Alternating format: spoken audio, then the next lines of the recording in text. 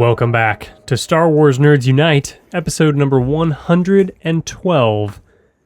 I'm your host, Tim vanautreve. Joining us, almost as always, are Josh the Tosh, internet famous Mason. Almost as always? Yeah, I always say as always, but I had to say almost because you skipped last episode. I didn't skip. I was not present. Hi.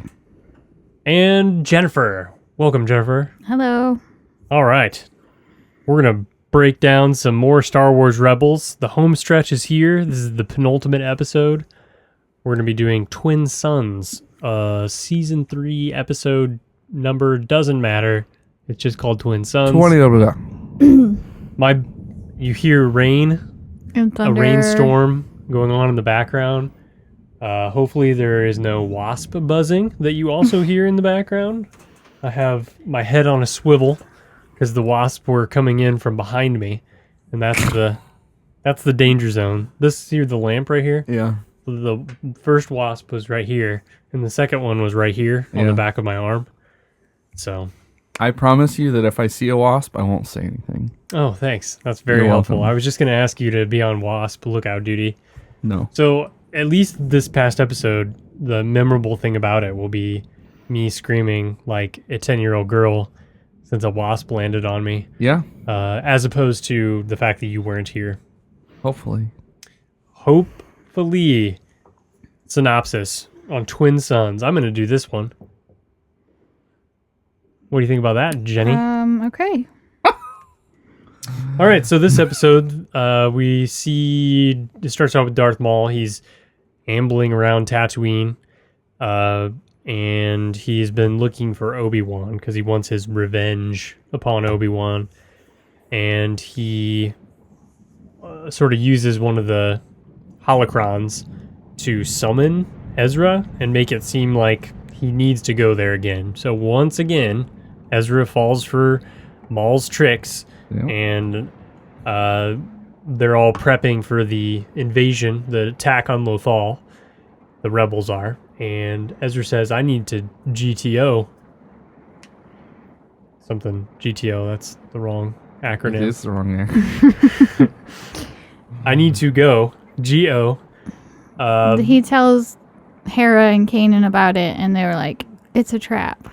Yeah. Hera pulls him aside and is like, dude, we need you. You are too important because you know Lothal better than anybody. We need you here. And he's like, oh, okay, I understand. And then he steals an A-Wing. And with Chopper, flies to Tatooine and is beset upon, much like I was attacked by wasps, he was attacked by Tusken Raiders, complete with Gattarafi stick waving above their heads. It's not Gattarafi. It's just Gaffy. No, it's Gattarafi. It's Gaffy. I don't think so.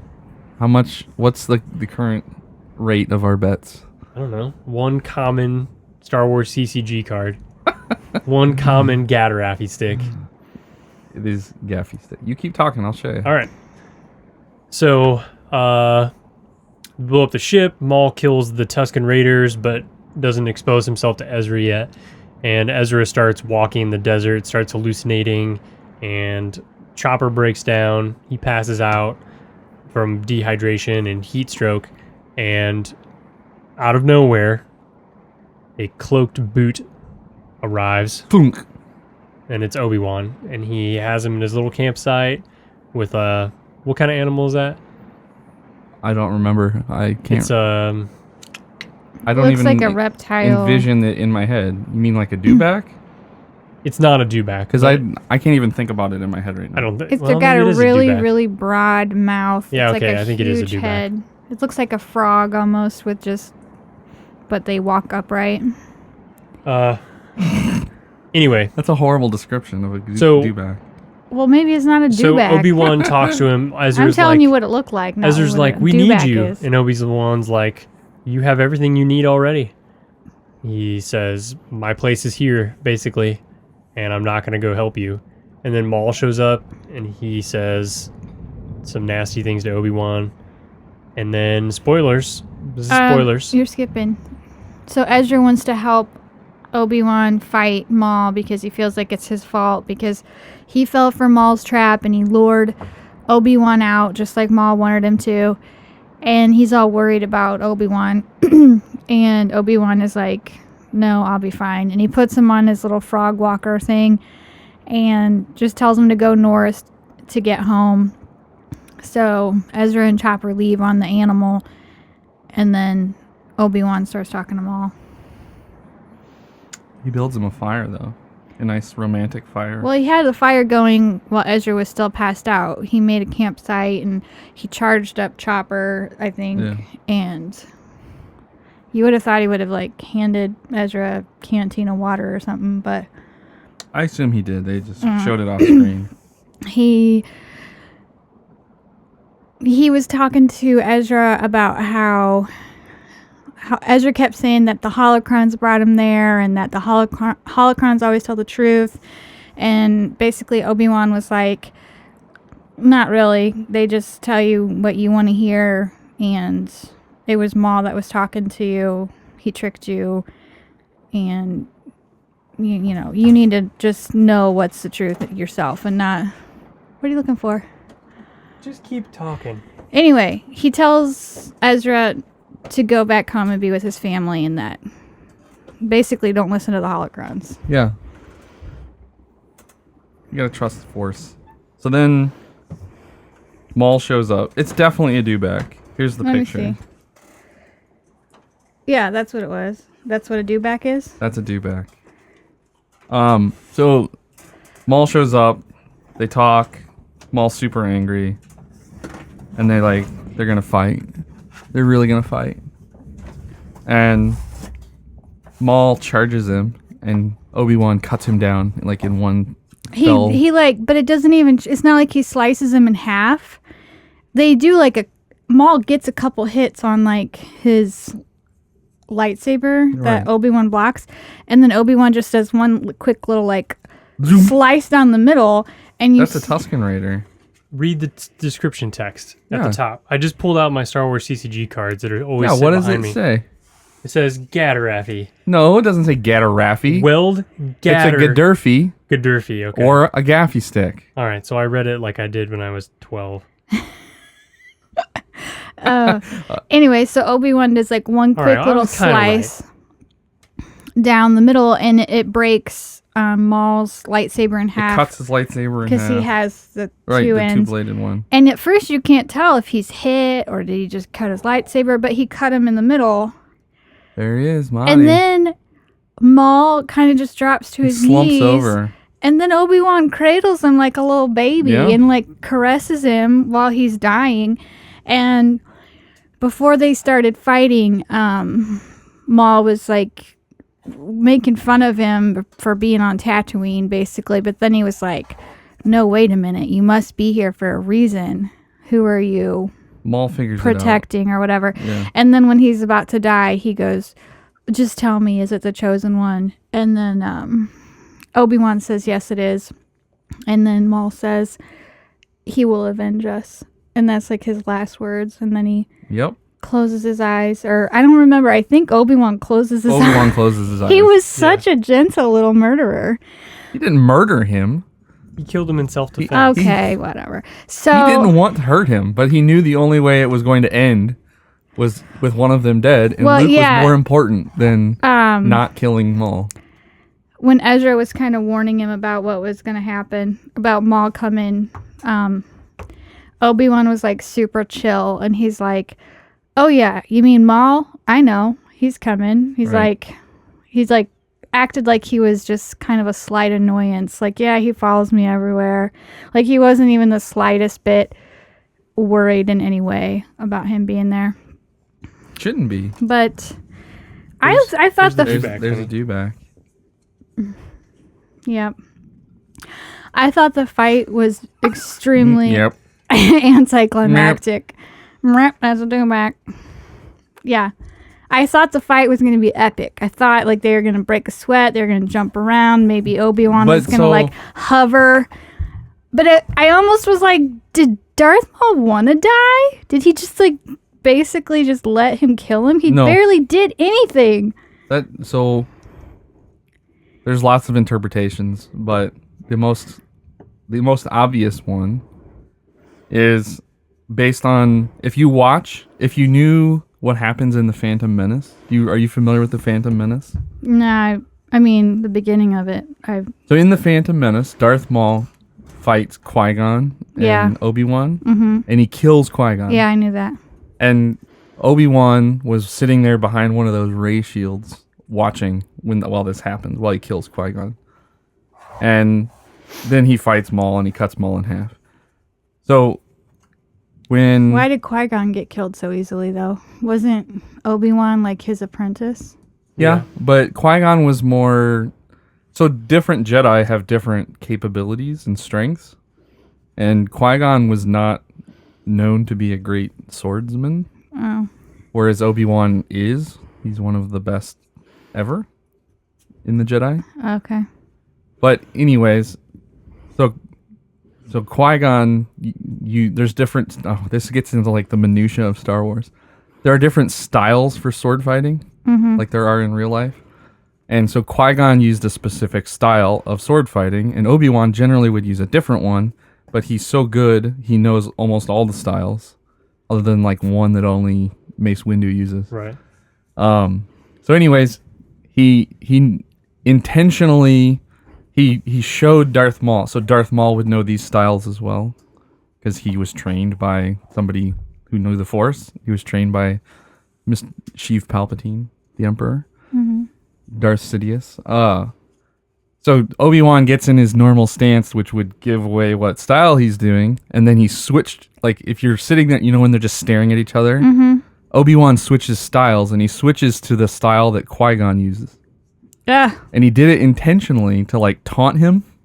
And so then Maul does the exact same thing he did to Qui-Gon that he knew worked against that style.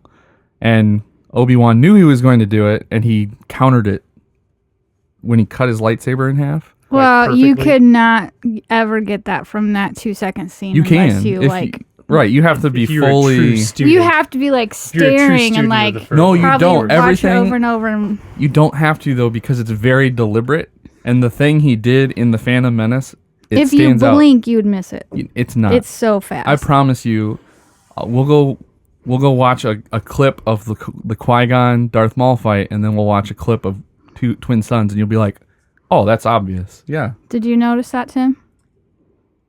Nope.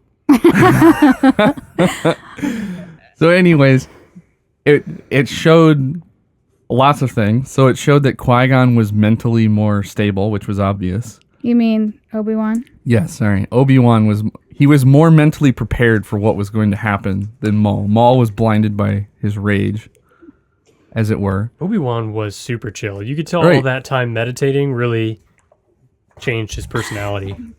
He's floating bones in the desert. Floating bones. And it also showed how precise and deadly Qui-Gon still is. Like, it's totally Qui-Gon style to not have a giant fight, right? It's just to end it as quick as possible. Because he's way more powerful than Maul. You talking about Obi-Wan? Yeah, I keep saying Qui-Gon. You're confusing me. I'm like, well, if he was so powerful, why did he get killed? Okay. Because Obi-Wan beat Darth Vader in his prime. That was the end of Revenge of the Sith, right? So he's pretty good at lightsaber fighting. So I loved that it wasn't a big giant, because he's an old guy. He's not going to be a big giant fight. He's not actually that old. Well, he's pretty old. Isn't Yoda like 400 years old, and he's doing like flips in the air, like triple tucks and... Yoda was more in tune with the Force than anybody else. But he was older. He's a different creature. Okay. But it doesn't have anything to do with his age. You articulate an interesting counter argument. Well, that's probably the best compliment you've ever given me. That's strong, you're basically strong like, words. I don't have any counter argument at this time. Yes. What you said a couple things to me when we were on the couch. Oh, the animation style was way different. Did you notice that? I didn't know. It was a lot more cinematic. It was more polished. So there's a lot of behind the like. Filoni talked about this episode at length at Celebration, and he talked about how he had always envisioned it as this much bigger episode. Yeah, it was like a movie. Yeah, and that they had to keep cutting because they ultimately decided it shouldn't be the finale. Like the payoff with Thrawn would be the finale, and so it was shot to be kind of like the finale at first. Well, shot. It was animated that way. I noticed something. The thing that I noticed that was weird, I noticed in the characters' eyes, they added these like glare balls. Little glinties. And I've never noticed that before, but I could tell in Hera's eyes, there's like these two white circles. And like it was weird because it made her eyes look like asymmetric. And then I noticed they did it on Ezra. They did it on everybody. Yeah. And I was like, is that because it's twin sons? It's supposed to like... No, I was don't like, think so. where did all these big I think that was just part of circles the, in their eyes the come from? higher level animation. I don't know. But It was a little jarring. Like, I mean, it's the characters are shaped the same, but like the polygons are sharper that they're drawn with. Like his eyebrows were actually textured more, and there's just a lot of things that were different. Yeah, they definitely put a lot more effort into it. so then Ezra gets back home at the end and tells them that he's sorry that he left and that they're his family and that he needs to be there with them helping. But he doesn't tell him anything about Obi-Wan. No, he doesn't. He said, we don't have to worry about Darth Maul anymore. Right. And they don't even ask him. Well, Kanan kind Follow-up of gives question. him a blind stare. Yeah, a blind stare. So it was, everyone was wondering, how are they going to make it so that the rebellion doesn't link up with Obi-Wan early, and so that's how they handled it. Yeah, it still seems strange to me and then that Obi-Wan wouldn't. I guess he had to have seen his death, like that's what he was supposed to do. So Well, he didn't want Luke to get pulled into it until he was older. Well, and we find out later in Obi-Wan's journal that like Obi-Wan kept going to them and kept getting rebuffed. Right. And he thought, oh, they're family, they know best. And that always seemed like a strange argument to me too. But he's Star very Wars kinda honorable. talk. Well, I don't think he thought they knew best. I think That's what he just said. is not. What is he going to do? Kidnap him? He's not going to kill his family and steal him. I mean, if they don't let him have him. Yeah. But Did you notice there was 2 moons on Tatooine too? Like it was nighttime, and there were 2 balls of. I don't know if they were moons though. I don't either. I mean, they were the same shape and size relative to one another that the suns are, but it was nighttime. It could just be like twilight, not necessarily night. Okay, I would maybe it buy was that. pretty dark. Yeah, it was around the Tusken Raider fight. Somebody explain that to me. What else? So we didn't say that. Like the last scene was Obi-Wan. He goes to, and he's just like basically sitting out in the desert watching Luke's house, and you can hear his aunt yelling for Luke to come in, and then you see Luke running outside. It's like getting dark out, and he's just a little kid running around. And that was it. That's all you saw of Obi-Wan. Here's the picture. I think it's the suns. It's just at twilight. No, that wasn't that's it. not it. There was 2 big white balls right next to each other. Yeah, like it's totally not the white. normal silhouette or the normal landscape scene where you see Luke's farm. I'll have to keep looking. Go up a little bit. Oh no. But- That's You asked another question, Jenny, at the very beginning of the episode. I can't remember what it was. Whatever. Well, it would have been a lot more interesting if I knew all that information about Qui-Gon, because it kind of just looked like Darth Maul gave up and like wanted to die or something. What did he mean by he will avenge us? him and Savat, because he wants the Emperor to die. Like, he blames the Emperor for everything. Okay. Ultimately. Well, I wonder if he means like thought he- everybody that was affected by the Emperor. Right, he is. Okay. I got you. One of his 2 driving forces were to kill Obi-Wan because he cut him in half, and to kill the Emperor. And he was going to go after I the low-hanging fruit first. I thought it meant... I always thought that the legend or whatever about the Chosen One, some people thought he was going to be dark side. Some people thought he was going to be light side. So he was... Just like how he wanted Ezra as his apprentice, I thought he was saying... The prophecy, he's not going to be yours, he's going to be ours. The prophecy says he will bring balance to the Force, and everyone interprets it different ways. Mm-hmm. And the Jedi like to interpret that it would get rid of all evil. But they probably misinterpreted it. Right, which is what we seem to have learned since Anakin was the Chosen One. Right. And he sure balanced things out. By getting rid of everything. Well, almost everything. Everything but Luke, who isn't a Jedi anymore. Yeah. This episode was awesome. I wish all of the Rebels episodes were like this. But they can't. Yes, if they were all like this meaty in canon, they couldn't do it. Yes, they could. I don't think they could. They don't need to have as much filler as they do, but I don't think they could focus this much on the canon because they want to leave room for other media. I understand that, but I'm saying I don't need all the fluff episodes with the droids and Hondo.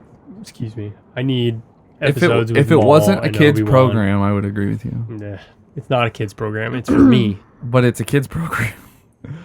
That's the problem. They put in one of these awesome episodes, but they have to put in kid-friendly ones, too, that they can laugh at the guy that looks like a pig who farts all the time. Yeah, you're not wrong. Anybody seen any wasps? No. No, not yet. Free and clear on the wasp clear. front.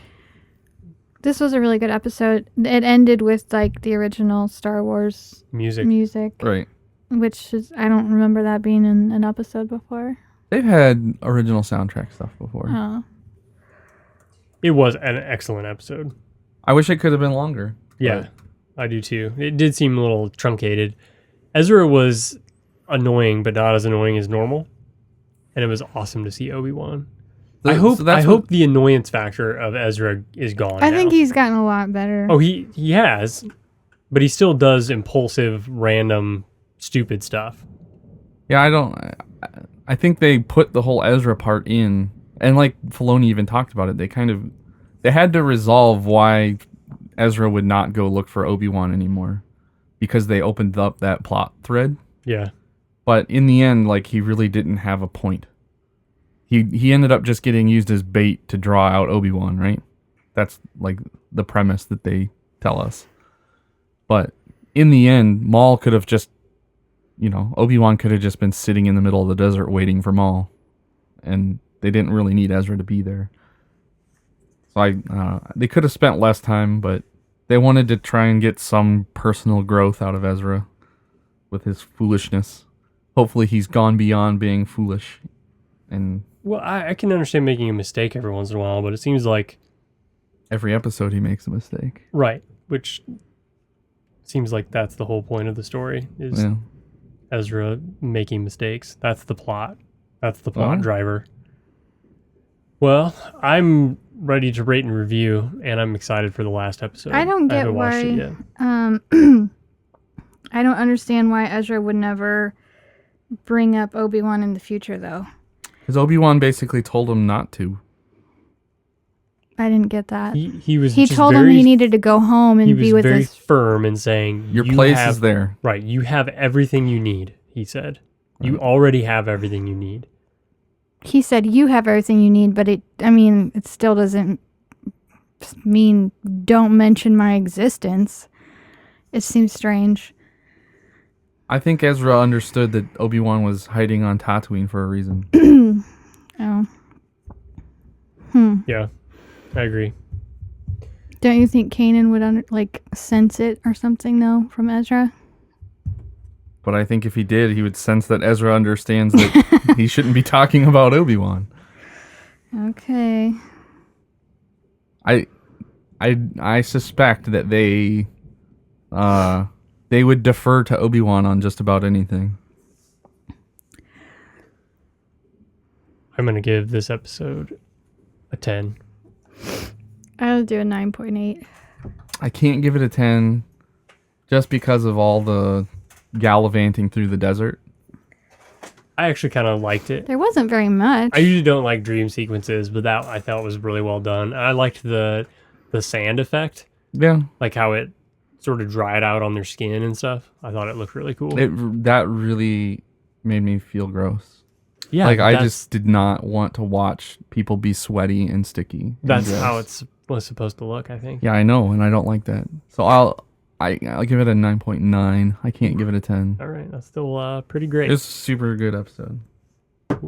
Feedback time. Did you go back to the episodes and go to the one we were supposed to read? Yeah. Okay. So the oldest one is first, right? You read from top to bottom like you would on any normal piece of information. This is from John. I need to go, though. Sorry. You have to go already?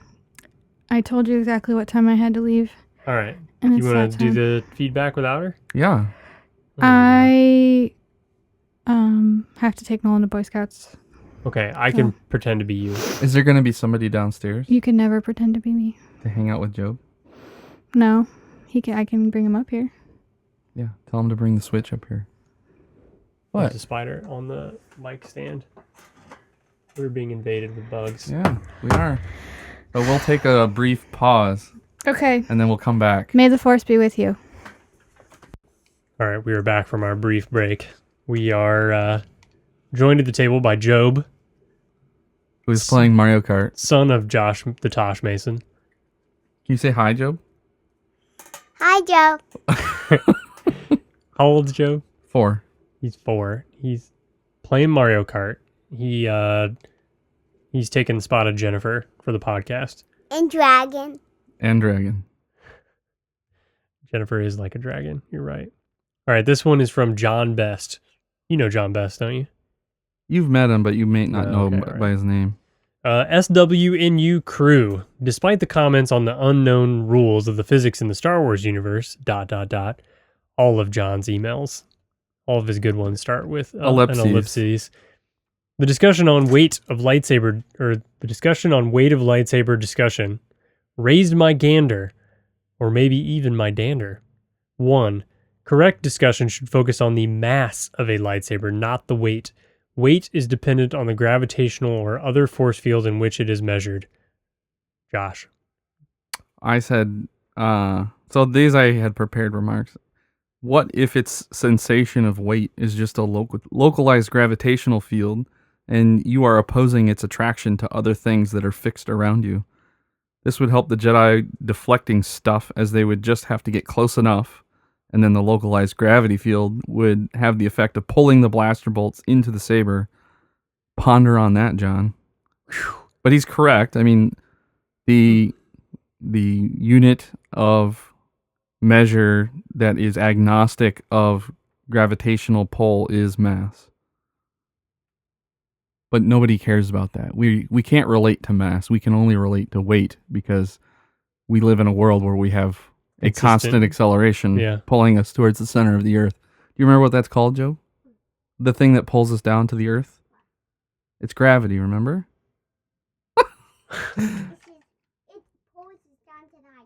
It does pull us down to the hot lava that's in the middle, right? It can't move us underground.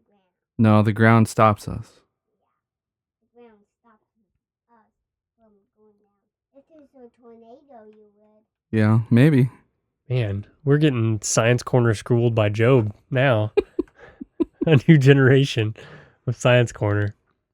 That's a good point. What happens if we die? Who do we bequeath the podcast to? I don't know. Somebody's got to carry it on, right? We'll have to figure that out in like 40 years. Which leads to another question. What is the standard gravitational field that is applied in the Star Wars universe, such as on spaceships, Death Star, etc.? What planet forms the basis of the standard field, or is it just a standard value? I would say that it's the Occam's razor answer is the answer, and that it's a gravity field that is like Earth's, and maybe it's called something else, but it's just what Earth's gravity is. Yeah, but most of the stuff is related to Coruscant, so I imagine that they would use that as a standard, much like they do time. Yeah. a Coruscant standard day. He's only asking that because we, like, a G is one Earth's gravitational pull. Yeah. So that is a unit of gravitational acceleration. So a C, A or Coruscant. gravity, as they call it on Coruscant. I don't think that's what they call it. 2A. With creatures coming from many different planets with supposedly different size and gravitational fields, you would expect to see varying physical performance. Individuals from large planets would appear as superheroes on small ones, able to jump, lift objects, etc., while the reverse is true on creatures from small planets. This gets into a cosmological discussion that Joe wants to sing about. I think that life can only form at certain levels of gravity. Like, it's an implicit trait of being able to develop in and evolve into complex life forms. And so there may be larger or smaller planets, but they would adapt to their environment. But I'm saying that there's a physical limitation. Like, if you have too much gravity, cellular forms that can achieve interstellar travel won't form. There's a sweet spot. We know there's a sweet spot in temperature, for example, that life can exist. Why isn't there a sweet spot for gravity? You know, I feel like there was some Star Wars book that talked about how some people, because of different gravity, were stronger. I just can't remember what it is.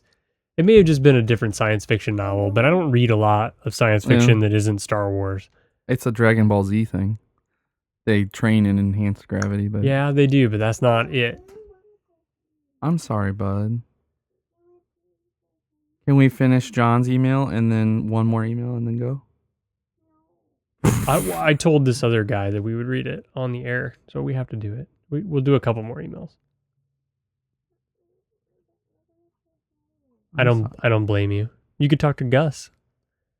In theory, on spaceships, this could be used to extreme tactical advantage by modifying the gravitational field generators for larger, smaller effect to benefit the ship/crew. As Mason points out in his notes, he references interdictor cruisers/destroyers are the only in-canon references to gravity manipulation that I can remember. And they don't seem to have a strong impact on their occupants, just on passing ships. Much of the effects of gravity are not well explored in universe. P.S. I remember in the Lando and Vader comic series, there were some parts with gravity manipulation as well. Yeah, there were. And I think most of that is explained away by like the artificial gravity that the ships do. You're trying to get on the internet. Interesting thought on a planet like Coruscant, which has supposedly been built up. Is there any part of the planet that is not urbanized, using materials from other worlds? Mine several planets/moons and bring that material in would alter the mass of the planet and potentially significantly alter it significantly enough to alter the gravitational field and affect rotation and orbit. Whew. Yeah. Josh says, as far as I know, it's entirely urbanized, save the refuge in Catalyst, though even it is made to be like Central Park in New York. And the world of real physics, of course it would be. Interesting things to ponder, John. It would J. have Bell said. more mass, and it would change the gravitational pull from its star. Because it has more mass, it will get pulled. Yeah, and I don't know of any part that isn't artificial in some way. Because even those the refuge was thousands of floors up. Like, right. There was subterranean city. Right. Everything is artificial there. Yeah. What's up, Nerd Squadron? Nerd 4 signing in. I just listened to the last 2 episodes back to back. Super stoked about the weekly releases. First off, congratulations. 5 kids and you still have time to do an amazing podcast. I don't know how you do it. Well, sometimes we have our kids on the podcast.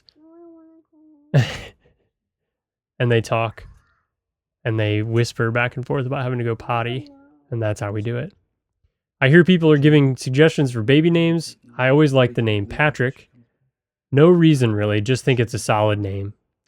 I have to say I am super curious about the secret comic book shop you went to for free comic book day and the Lego news.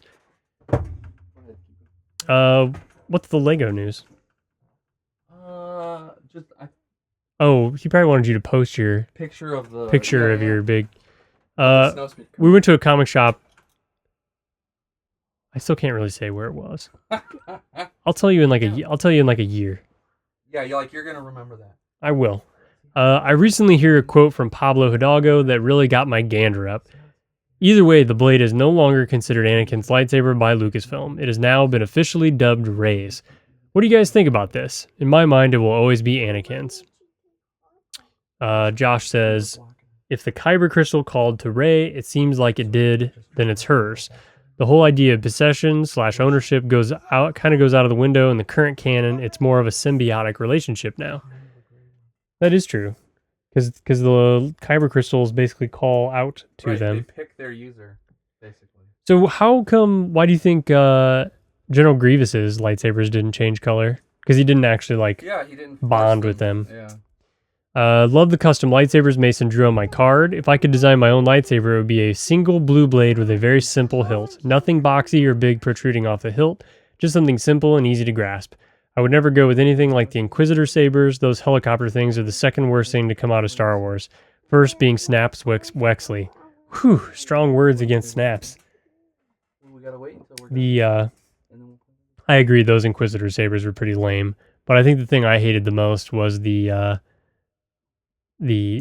queen, the Geonosian queen that was giving birth to hybridized battle droids / Geonosians.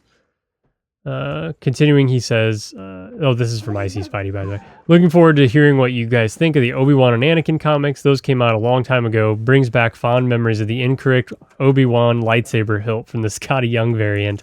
Ah, good times. Nerd4 signing out. Yes, I remember those days. They were fun. Scotty, he's talked about that again. Like some other time, he brought it up. It was funny. Someone to play with me. Yeah, I told you. That Tim would. Oh man, we got so many emails. Tim, can you Yes? play? Yes, Joe? Can you play Lego City with me? Lego City? Yeah, I gotta finish this podcast. So like 5 minutes, we'll play. So why don't you start? How's that sound? You're gonna get it started? Can I join in after you? Yeah. Okay, cool. Oh, yeah. Yeah, you get started, and I'll join in. He's never played before. Yeah, I've You never have to played. Explain stuff to him. Can you build like a car? Yeah. Could I build a lightsaber? No lightsabers. Okay. It's Lego City. Yeah. So actually, did you know you can actually get cars? You can't build them. Yeah, you get cars. You Oh, can okay. take them. You can build things like you can build super builds like whoop-de-whoops Loop-de-loops? Yeah. That'd be cool. with cars, All right, you'll have to show me how to do it in a little bit, okay? and also boat ramps. Boat ramp? Ooh, that sounds fun. This one's from Randall Lee. He says, hello, Star Wars nerds. This is Randall writing back again. First off, I have a science question for Josh. What is thunder? Very appropriate for tonight as we had a thunderstorm. What is thunder, Josh? It's kind of a not completely settled science, but the most common understanding is lightning is electricity that is traveling from the cloud to the ground, or it's not really traveling, but it's a charge that if you imagine, that thing, swinging balls, Pendulum. the thing you put on your Oh, yeah, desk. the perpetual motion thing? Or Yeah, whatever? where one ball hits and the energy goes through the balls and then the other ball goes out. Right. That's what electricity is. It's one electron pushing on the rest of the electrons, and it's just a chain. So one electron goes in, one electron goes out, and that's energy transfer. That's what electricity does. Same thing for lightning. But it's really, really, really, really, really, really hot. And where the lightning is in the air heats up very, very quickly, but it only heats up locally. The air surrounding like the column doesn't. And so the air that gets superheated has to expand, and it expands against that other air that isn't getting hot. And so it makes a cracking noise. Because of the displacement? It's not really displacement. It's expansion. Okay, weird. How is it made? Oh, you kind of already said that. Like, it is weird being terrified by something I don't even understand. Now you understand? Yeah. Anyway, I just love your podcast. It's informational, funny, and awesome. I also like how all of you kind of have different roles. Like Jennifer is the one who does the synopsis most of the times. Josh is the one who gives off the facts. And Tim gets things rolling, as well as gives off facts. He threw in a little bone for me. Who's doing that? Jennifer's back, by Randall the way. Lee. Randall Lee. He says, also, could I ask, how does one get into Nerd Squadron? I might start sending more emails. That's how. That's how you get him. I told him that you have to send more emails and memorable enough emails that Jen remembers your name. That is one of the very first steps. Anyway, thanks for reading my email. You guys are awesome. Keep up the great work. May the force be with you. We introduced Job on the podcast. We have had 2 guests in a row on the Sweet. podcast. I said, say hi, Job. And he said, hi, Job. It was cute. Next one was from Mateus. Can you go down and read Grant's? Yeah. His first one? Well, I'm going to read Mateus. I already said his name. Hi, could you please make episode all about Star Wars Rebels ships? I think you could discuss about every ship's weapons and in what situation people use each ship, like the Ghost, Maul's Gauntlet, B6 prototype, TIE Defender, Bomber, Y-Wing, A-Wing, Thrawn's Shuttle, etc. Is he the one that emailed in before? Yeah, I think that's a great idea. We should plan that. So there you go. I wanted you to commit it to virtual sound. Yeah. Which one's Grant's? Oh, he sent in 2 gigantic ones. Well, it was one gigantic one, and I split it up because one's about twin sons, the other one's about the next episode. Well, don't. So you're only going to read the twin son I have ones? it split up. He can't screw it up. Drew. Sounds like a challenge. Are you going to move these Yeah, I'll fix emails? it. Okay. Don't worry. All right. Editor's note. This is an excerpt from an email. We will cover the rest on a later episode, probably. Grant. This is from Grant. He hasn't written in a long time. No. Hey, Star Wars nerds. I've been wanting to send off an email for a while about the last episodes of this last season of Rebels. Seeing as how behind you've been, I've held off. Oof. We have been behind. So just as a warning, there will be spoilers ahead if you happen to get this email before watching the whole season. First, I want to say that while the season finale was a 2-part episode, it really felt to me like the episode Twin Sons was a finale all its own. I'm not sure how exactly this episode will go over with you guys, but to me, it is a super awesome tie-in episode with the rest of the Star Wars canon. And yes, I wrote that super out as super, just for Tim. Thank you. The episode was a little slower than I would have expected, and the final showdown between Kenobi and Maul seemed almost anticlimactic.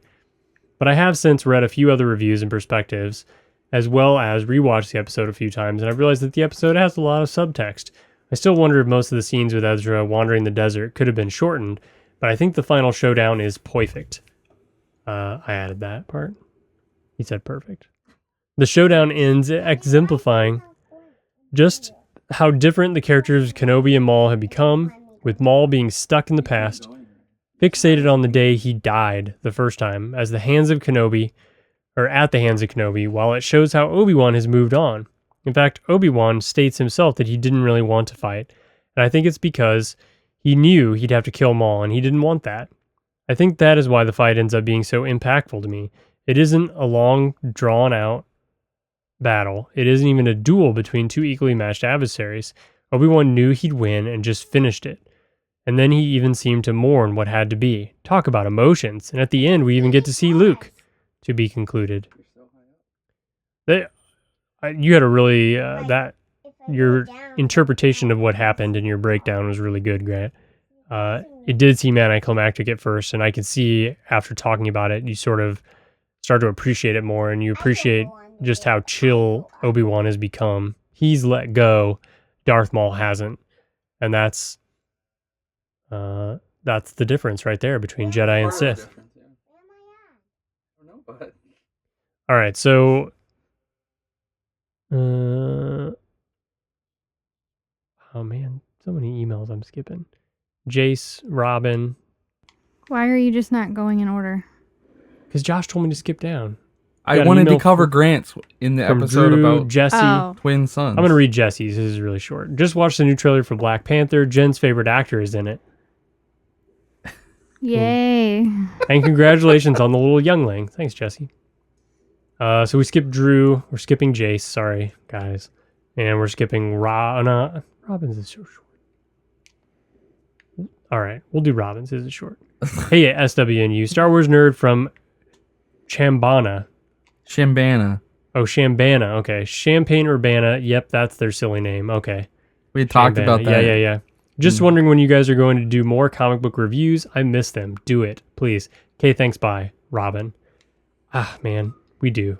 Comics are coming, right? Yeah. Like one more episode of Rebels, then we're comics.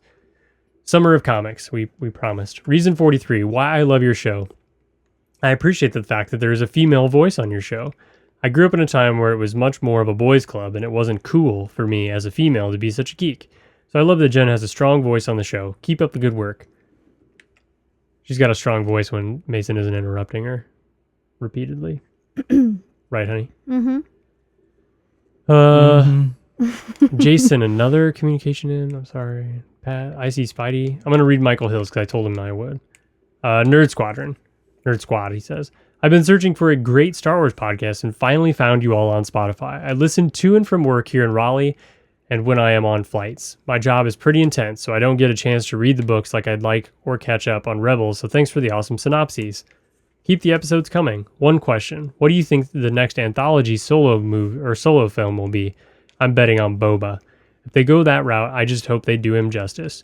They've set up a lot on Mando lore and background in Clone Wars and Rebels. Maybe we'll get the story of the other bounty hunters hunting him down before he has Han and Carbonite as on his way to Jabba, but I'm hoping for more of a Star Wars 1313 bounty hunter / crime lord story. Thanks again. I don't think it's going to be Boba. I just don't. I don't feel like Disney wants to go that route. Before I watched that Rebels episode with Obi-Wan, I would have bet it would have been an Obi-Wan Solo movie. But that makes me think that they won't. However, if they can see dollar signs attached to it, I'm sure they would anyway. Something coaxes Obi-Wan off of Tatooine. I think if I had to guess, it would be something Old Republic. You really think so? I think you think they'll go all the way back there? There's a lot of untapped potential revenue there. Yeah, but I think they're not going to do that until the trilogy's over. Maybe. So do you think maybe they do? I don't think they do something like in between Return of the Jedi and The Force Awakens. Like I don't know what ground there is to cover that would require one movie. I don't know. I would bet that when they do more trilogy, they may do it back in the Old Republic. Maybe. I think they'll just keep going with sequels. For that. Really? Yeah. Well, what do you think, Jen? What do you want the next anthology movie to be? She hand waved. She shrugged dismissively. Joe, what do you think the next Star Wars movie is going to be about? I don't know. You don't know either?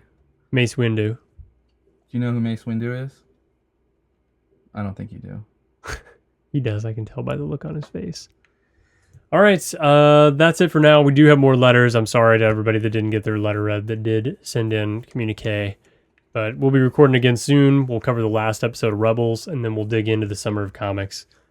We're everywhere on the internet. We've got an Amazon link on StarWarsNerdsUnite.com. We're in the BenView network and the Retro Junkies network. You should check out those fine podcasts over there. And that's that. May the Force be with you. May the Force be with you. Can you say more? The Force be with you? Poke, poke. Nope. He's climbing the Statue of Liberty. He's very intense. Oh, okay. Got it. Thanks for coming on the show, Job. I appreciate all your input. Blah, blah.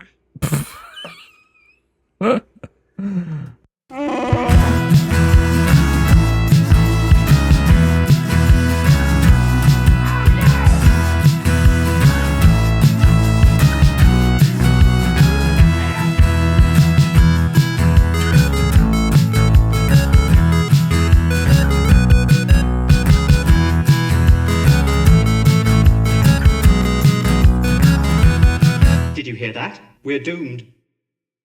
This podcast is a part of the BenView Network. You can find this and other podcasts like it at BenViewNetwork.com.